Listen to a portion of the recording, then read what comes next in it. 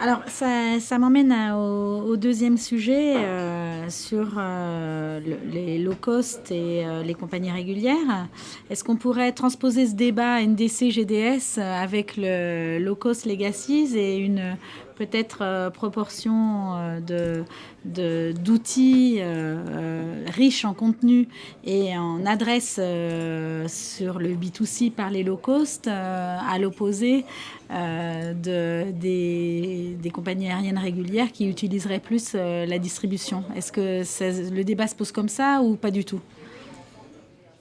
Moi, je trouve aujourd'hui que ce débat low cost, legacy, c'est de moins en moins une différenciation qui fait du sens. Parce que de toute façon, il y a une convergence des modèles. Les compagnies dites traditionnelles, legacy, ils sont beaucoup évolués, ils sont adaptés à certains modèles qui étaient mis en place par les low cost il y a quelques années. Et pareil, les classiques low cost qu'on connaît bien, qui étaient une fois que des allers-retours, un seul tarif, que des one-way, un seul tarif, pas changeable, la frais base. Aujourd'hui, ils proposent des tarifs différenciés aussi pour le business corporate, pour les segments corporate. Voilà, donc cette différenciation entre low cost et legacy carrier, je trouve de moins en moins en terminologie une bonne différenciation. Mais c'est plutôt aussi là la personnalisation de chaque groupe dans la direction où on y va. Dans notre sein, au sein de notre groupe, on a aujourd'hui Eurowings qui est dite low cost. Mais c'est pas un frais low cost pour nous aussi, hein. C'est une compagnie qu'on appelle point à point, qui à côté des compagnies premium, Lufthansa Suisse et Austrian Airlines qui font des services up, Zurich, Francfort, Munich et Vienne. C'est une compagnie qui propose des services point à point entre des aéroports qui ne sont pas connectés directement à nos hubs. Et là aussi, il y a la dénomination des tarifs, c'est peut-être différente, mais finalement, c'est le même système qu'on a un tarif de base, après un tarif qui rajoute certains éléments et un tarif flexible. Le concept, je pense que c'est assez pareil, et avec la norme NDC, ça va aussi aller dans cette direction que le client, finalement, n'a pas besoin de comprendre à chaque fois le système de chaque compagnie aérienne, chaque fois qu'il change peut-être le fournisseur, mais qu'il y a une approche générale qui est compréhensible. Moi, j'ai envie de rappeler qu'au début des années 2000, si on faisait, c'était assez simple, on pouvait faire 2 colonnes, hein, les legacy, les low cost. Il y avait des items qui étaient clairs pour les uns et les autres. Et puis, au fil du temps, chacun de ces items a glissé d'un côté se sont croisés. Et on arrive en effet à une complexité des modèles qui est terrible. On n'y comprend plus rien. Il y a une chose que je voudrais repréciser, mais vraiment pour toutes. Et là, c'est vraiment à l'attention des distributeurs. Low cost ne s'oppose pas à compagnies régulières.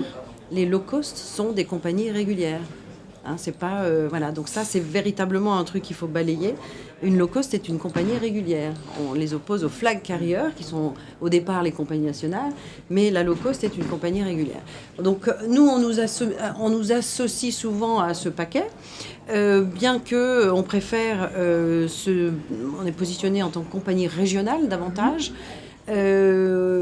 On dessert, notre trafic est toujours bilatéral, c'est-à-dire qu'on va de la France on va du Royaume-Uni vers la France, vers l'Allemagne, vers l'Espagne, vers l'Italie, et c'est toujours bilatéral. On ne vient pas, comme le font nos compétiteurs low cost purement, qu'on dirait nous peut-être un peu hard low cost, prendre des passagers en France pour les amener en Espagne. Ça n'existe pas chez Flybe. C'est la différence. C'est toujours du bilatéral. Et je t'en prie Jean-Pierre, j'ai l'impression que tu veux intervenir. Oui, non, mais je voulais rebondir un peu sur ce que tu viens de dire parce que c'est effectivement important. Aujourd'hui, on peut plus parler de différenciation en Europe, hein, j'entends, hein, pour l'instant. Hein. Après, on pourra parler du low cost long courrier, mais je crois qu'on sera plus ou moins dans le même ordre de raisonnement. Par rapport à ce que disait Michael, low cost versus legacy, c'est un thème qui est complètement dépassé. Parce que d'abord, il y a une convergence entre les deux modèles. Pourquoi il y a une convergence? Parce que le modèle dit low cost historique, on va les citer, que ce soit Ryanair ou EasyJet, plus EasyJet que Ryanair, mais bon, les deux vont un peu dans ce sens-là, ont tendance à se rapprocher en termes de services. Et je crois que la différenciation pouvait être la full service company, FSC, versus la LCC. Mais même ça, c'est faux. Parce que la full service company, en Europe, on le voit, les majors offrent des tarifs qui sont basiques. Et voilà, il y a 3 types de tarifs. Et vous avez des tarifs low cost, des tarifs semi-flexibles, des tarifs flexibles.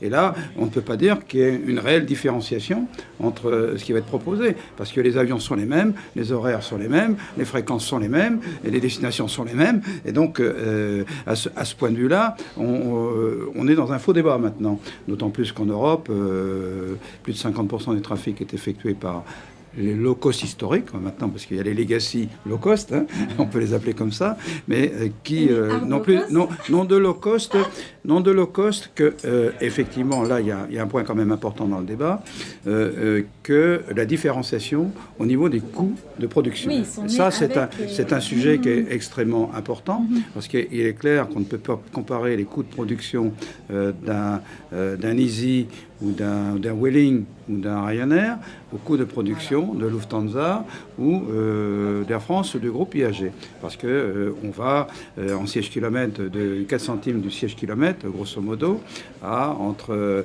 5,8 et 6,5. Donc il y a quand même une grosse différence. Là, effectivement, est le sujet. Mais au niveau, par rapport à la commercialisation du produit, il n'y a pratiquement plus de sujet. Et cette différence d'exploitation, elle est liée à l'exploitation de l'avion en tant que tel, ils le font tourner plus souvent, ou le personnel, ou c'est un mix des deux? Il y a deux éléments. Deux éléments qui sont importants.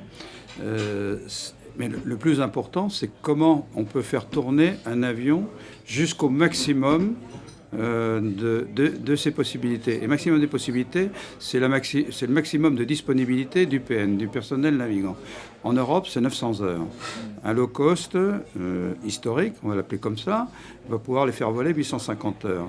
Pour des raisons entrepreneuriales et de structure, de droit du travail syndical et autres, bien, les grands majors ne peuvent pas arriver à cela. On est à 650, donc le delta, il est là. Le delta, il est là. Donc quand on peut faire voler en heure bloc, une dizaine d'heures heure bloc, un avion Legacy en Europe, un low cost va le faire voler entre 13 et 14 heures. Donc le delta, c'est 40%. Et c'est là toute la différence. Donc c'est là toute la problématique. Et c'est une problématique qui va rentrer justement, on en parlera peut-être tout à l'heure, dans le cadre des assises du tourisme. Parce qu'il y a la notion sociale, il y a la dimension sociale et la dimension fiscale. Et ça, c'est un sujet. Hein, voilà. Comment ça se passe chez vous, justement, cette dichotomie entre Lufthansa, la compagnie nationale, et puis les Eurowings, vus comme une low cost? Au niveau du personnel, il y a eu pas mal de mouvements sociaux. Ça me fait plaisir de dire que chez les Allemands, il y a beaucoup de mouvements sociaux, mais il y a eu quand même quelques petites frictions l'année dernière et il y a les quelques mois derniers. Comment ça se passe maintenant? C'est régulé? Alors, les mouvements sociaux qu'on avait, ça c'était les pilotes Lufthansa, mais ça, heureusement, c'est réglé depuis l'année dernière. Donc là, on a trouvé un accord avec le syndicat de nos pilotes et aujourd'hui, on peut dire que pour les prochains 5 ans, on a un accord qui est très bien de deux côtés, qui est signé et on ne prévoit pas de conflit pour l'avenir proche. ce qui est une situation aujourd'hui très bonne pour la croissance, parce que justement la croissance, c'est ça le défi principal si on regarde les coûts qu'on a. Et si on a les compagnies aériennes qui ont des prohibitions internes pour certaines croissances, c'est difficile de rester compétitif. Mais aujourd'hui, comme ça, au sein de notre groupe, ça s'est réglé, c'est très bien. Et on est en full démarrage, en plein démarrage de croissance. Beaucoup avec Eurowings maintenant, parce que c'est là où on peut facilement et rapidement aussi croître. Et donc c'est là aussi on verra notre croissance principale dans les années à venir. Ça a commencé par le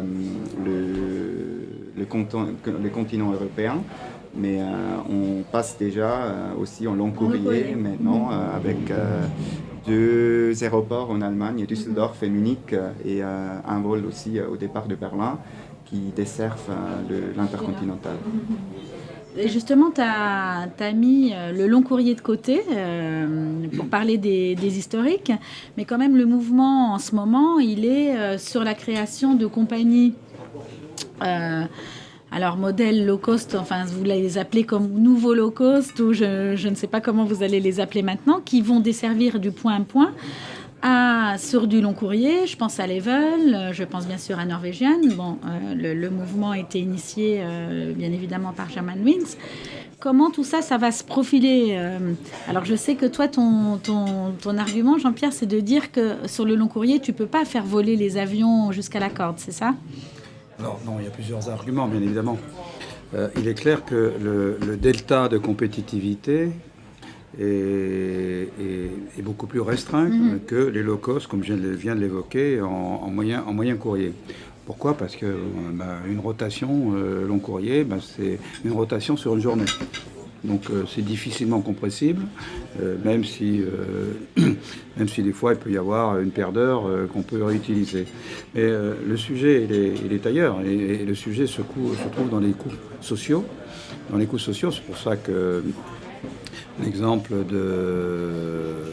de certains opérateurs qui viennent se lancer. Bon, on va ne pas nommer l'exemple de French Blue, qui part, comme il a dit, d'une feuille blanche. Bon, ben, c'est évident qu'on doit partir d'une feuille blanche parce que on ne peut pas faire voler ces avions au même coût opérationnel qu'une compagnie qu'on va qualifier de traditionnelle. Ces coûts est ce qui justement a justifié ou a motivé l'émergence de la compagnie de Joon, puisque, comme vous le savez, le PNC en tout état de cause n'est pas soumis aux mêmes normes économiques de l'entreprise que celles d'Air France. C'est pas le même cas pour les PNT. Hein. Donc déjà, il y a peut-être une nuance à faire de ce côté-là.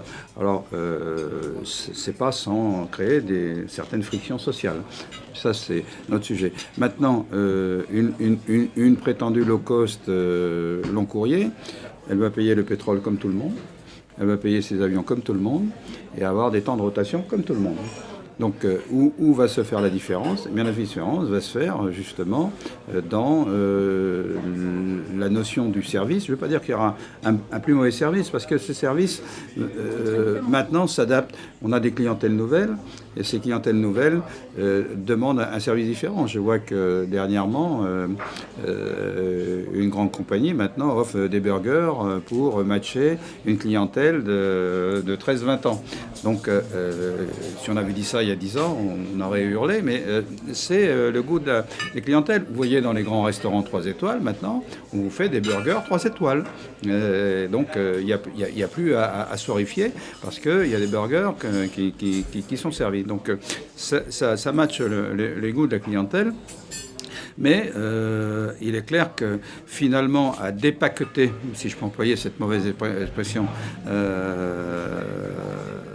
de de l'aérien, eh bien chacun, chacun paye pour ce dont il a besoin et ce dont il a envie, ni plus ni moins. S'il n'a pas envie de manger pendant 12 heures ou 8 heures dans un avion, il ne mange pas pendant 8 heures. Et ça ne rentre pas dans le prix du billet. Donc la compétition se trouvera alors sur des marges qui sont relatives. Des marges, je ne parle pas des marges bénéficiaires, sur des marges de fonctionnement très limitées. Donc voilà toute la question. Donc ces budgets-là vont être des budgets très contraints, très contraints pour arriver au bout du bout à sortir des bénéfices. Et ça, c'est pas évident, que ce soit chez Eurowings, que ce soit chez Level, que ce soit chez June ou que ce soit chez French.